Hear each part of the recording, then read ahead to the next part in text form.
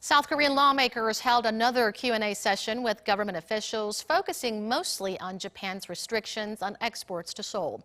Opposition lawmakers called for government efforts on all fronts, while the ruling party stressed the need for Parliament to approve financial support.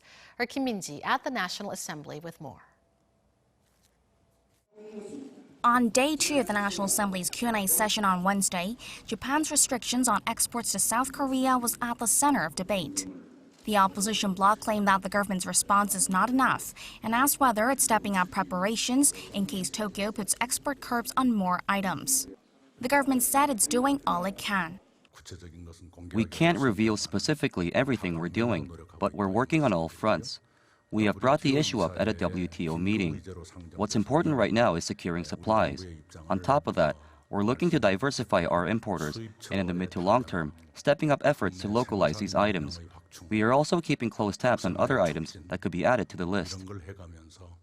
The ruling party encouraged the government to do everything it can to resolve the issue. It also stressed the need to allocate a portion of the extra budget to support the government's efforts. To this, the government said it plans to ask rival lawmakers for their support when the government's extra budget proposal is deliberated. Even the opposition have noted the severity of the trade tensions with Japan, and we ask for cooperation from Parliament. We will most certainly use next year's budget to resolve this issue, but we plan to ask for about $100 million as part of the extra budget to start off.